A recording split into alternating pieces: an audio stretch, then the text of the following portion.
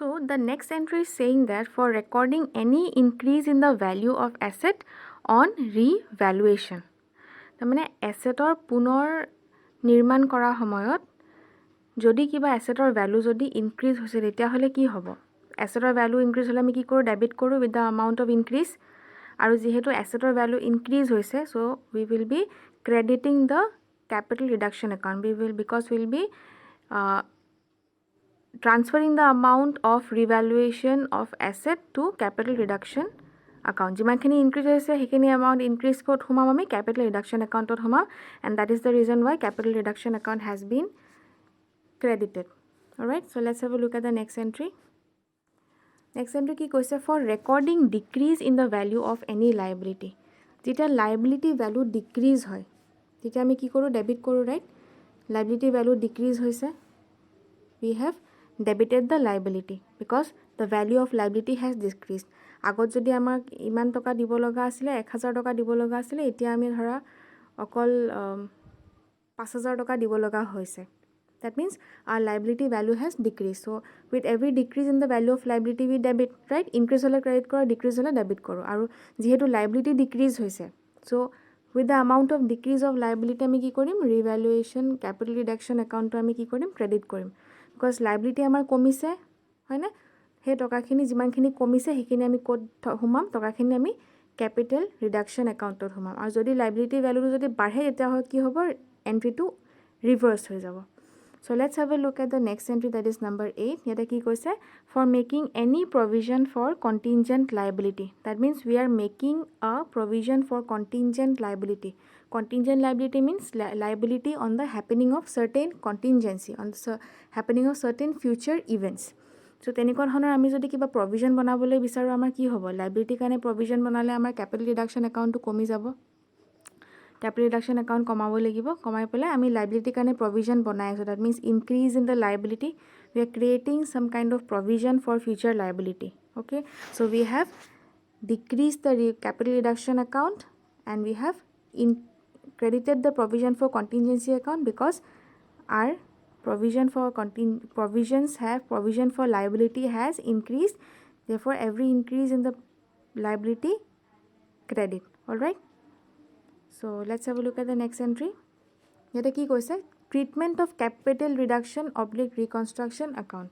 Ita finally ami asset liability revaluation korar sob entry ami pass korilu, aru finally ami ite capital reduction account to jiman khini ami paisa transfer korilu, ami ta he paisa to ami ki korim? How will we treat the amount which have already been transferred to capital reduction account or reconstruction account? So the following journal entry is passed for writing of accumulated losses, fictitious assets and loss on asset and liabilities written off.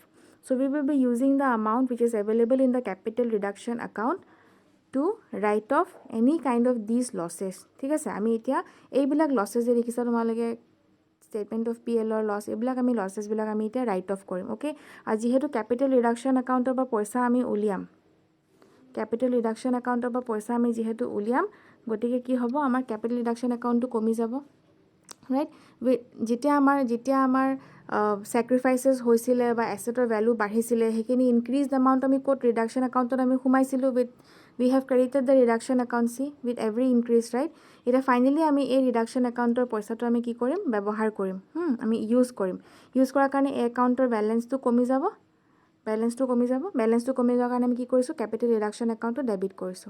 আৰু এতিয়া এই account ৰ balance টো আমি কিহৰ কাৰণে use কৰিম?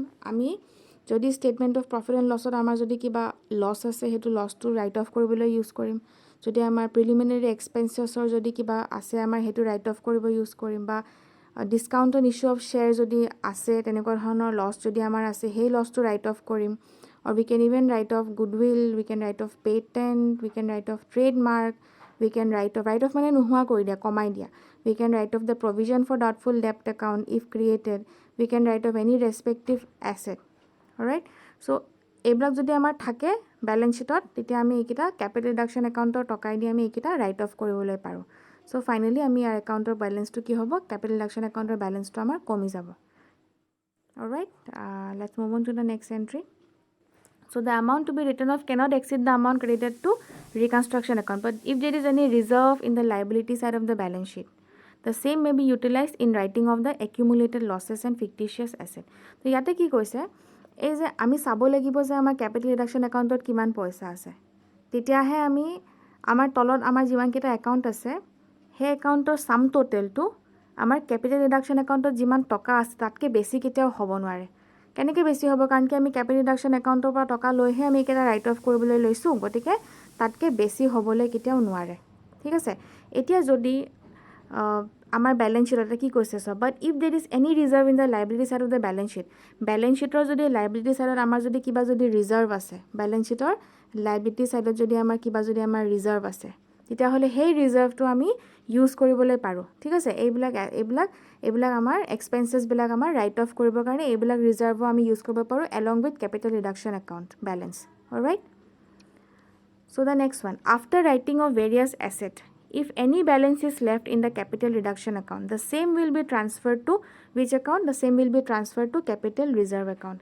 যদি আমি গুটেই বিলাক accumulated losses fictitious asset বিলাক যিমান আমাৰ আছিল এইবিলাক সব আমি নাইকিয়া কৰি দিয়া পিছত ৰাইট অফ কৰি দিয়া পিছত যদি কিবা ক্যাপিটেল ৰিডাকশন একাউণ্টত যদি কিবা ব্যালেন্স থাকি যায় তেতিয়া আমি সেই ব্যালেন্সটো আমি কোড হুমাম আমি ক্যাপিটেল ৰিজাৰ্ভ একাউণ্টত আমি হুমাই যাম আৰু যেহেতু এটো ৰিজাৰ্ভ একাউণ্ট হয় আৰু ৰিজাৰ্ভ একাউণ্ট যেটা বাঢ়ে আমি কি কৰো ৰিজাৰ্ভ একাউণ্ট বাঢ়িলে ইকুইটি আৰু ৰিজাৰ্ভ একাউণ্ট বাঢ়িলে আমি ক্ৰেডিট কৰো therefore capital reserve account will be credited আৰু এই একাউণ্ট আমি কমাই দিব লাগিব ৰাইট ক্যাপিটেল ৰিডাকশন একাউণ্টৰ ব্যালেন্সটো আমি কোড ট্ৰান্সফাৰ কৰি আছো আৰু গুটেই ব্যালেন্সটো আমি ক্যাপিটেল ৰিজাৰ্ভ একাউণ্টত আমি ট্ৰান্সফাৰ কৰি আছো ক্যাপিটেল ৰিডাকশন একাউণ্ট গতিকে নোহোৱা হৈ যাব আৰু তাৰে যদি কিবা ব্যালেন্স আছে হেতু ক্যাপিটেল ৰিজাৰ্ভ একাউণ্টত আমি ফাইনালি আমি ট্ৰান্সফাৰ কৰি দিম okay so this is the end of the journal entry now we'll have a look at one sum ki koise swa the share capital of Sobha Limited consisted of 25,000 equity shares of rupees 100 each fully paid up the company has suffered losses continuously for the last 4 years it has been resolved to reorganize the capital structure of the company for this purpose equity shareholders decided to forgo 70% of their claim the one equity shareholder koise amak 70% আমাৰ যিমান পাবলগীয়া আছে কোম্পানীৰ পৰা তাৰে পৰা আমাক 70% নালাগে তাৰমানে ফৰগো কৰিছে তাৰমানে 70% অফ দ্য ক্লেম দৰকাৰ নাই নালাগে বুলি কৈছে তাৰমানে হিহঁতি স্যাক্ৰিফাইস কৰিছে তাৰমানে 70% of the claim pass journal entry for the sacrifice made by the shareholders assuming that the par value of share is also reduced proportionately the shareৰ যোনটো par value the shareৰ যদি value 10 টকা তাৰমানে 10 টকা যোনটো value হেতু মানে par value to কমাই দিছে কমাবলৈ দিছে তাৰমানে হেনেকে এজিউম কৰি অংকটো কৰিব দিছে like this is the sum and yete eta note eta likhisu so the par value that means the face value of share is reduced proportionately কমাই দিছে তাৰমানে যিমানখিনি কমাব লাগে it means that the shareholders have sacrificed কিমান কৈছে কিমান sacrifice কৰিব 70% বুলি কৈছে ন 100 or 70% তাৰমানে 100 or 70% কিমান হ'ব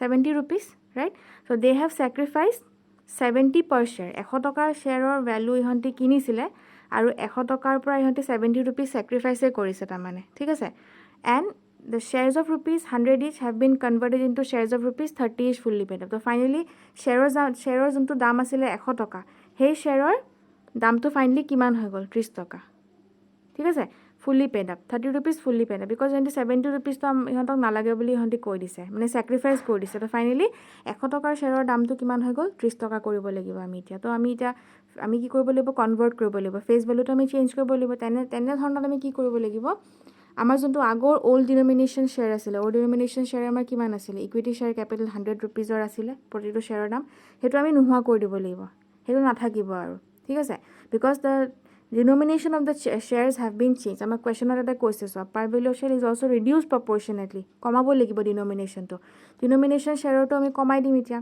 কমাই দিলে finally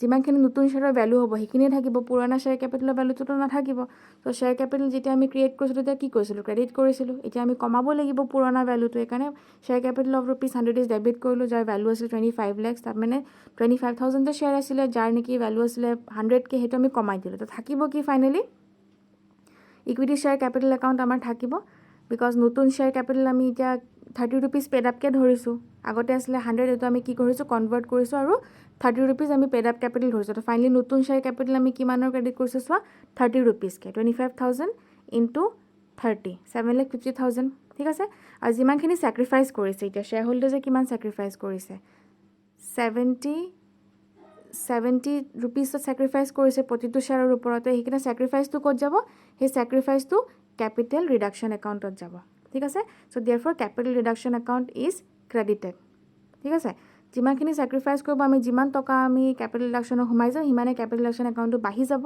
so capital reduction account balance of the capital reduction account has been increased so therefore it has been credited and finally আমাৰ কি থাকি যাব equity share capital কিমান ভ্যালু থাকি যাব 30 rupees paid up capital value থাকি যাব আৰু যিমানখিনি sacrifice কৰিছে সেইখিনি ক'ত যাব share capital reduction account ত হেতু গুছি যাব কিমান 17,50,000 all right I hope you have understood so this is the sum next sum to কি কৈছে সোৱা the share capital of NER Industries Limited consisted of 25,000 equity shares of rupees 100 each fully paid up Yaro 25,000 equity share ase aru protitu share dam to 100 taka. The company has suffered losses continuously for the last 4 years.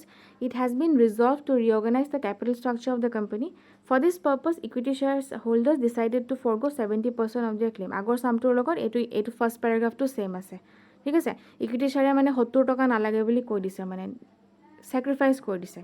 So finally ama ki koise par journal entry for sacrifice made by the shareholders assuming that the par value of shares remain unchanged. So this is the difference you will notice from the previous sum. Amar agor sum to amar ki asile so agor sum to amar ki koisile assuming that the par value of share is also reduced proportionately.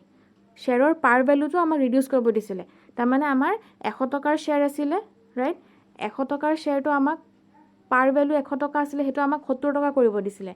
Kinu yate ki koise so yate amar koise par value of the shares remains unchanged. Par value to amak change koribole dia nai. So tene khetot ami ki journal entry pass korim oloman agote moi journal entry discuss korone tumalogor koisu ki hobo journal entry to swa. So before moving to the journal entry let's have a look at this point. See the par value of the face value of share remains unchanged. That means ki mean kore eto. That means the shareholder has sacrificed 70% of their claim without reducing the par value of the shares. Share or par value to komwa na 100 টকা share 100 টকাই থাকিব কিন্তু shareholder 70% of their claim নালাগে বুলি কৈছে হতুৰ 70% to ইহন্তি sacrifice কৰিছে okay thus the par value of share remain at 100 each par value to 100 থাকিব ঠিক আছে share or par value to কিমান থাকিব 100 থাকিব but rupees 30 per share paid up that means 25,000 share of rupees 100 each ঠিক আছে 25,000 share of rupees 100 each hobo ya denomination to 25,000 share of rupees 100 each aru kiman paid up value to hobo 30 rupees paid up mane 70 unpaid I hope you are getting the point agote ki asile 25,000 share of rupees 30 each koi disile kintu eitu khetrot jehetu amak face value change koribo dia nai gotike share ultimately ki hobo face value to 25,000 share of rupees 100 each thakibo 25,000 share ase aru protitu share dam 100 toka kintu tare pora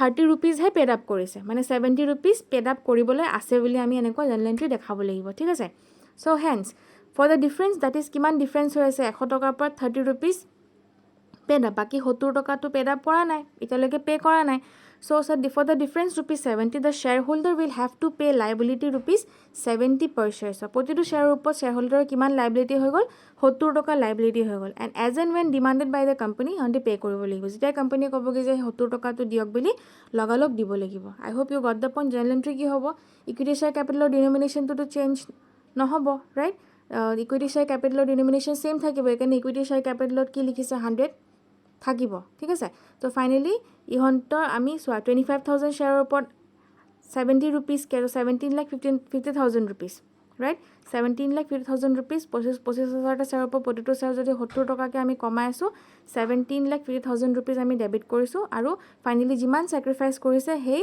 sacrifice কৰা amount টো আমি capital reduction account ত আমি transfer কৰি দিছো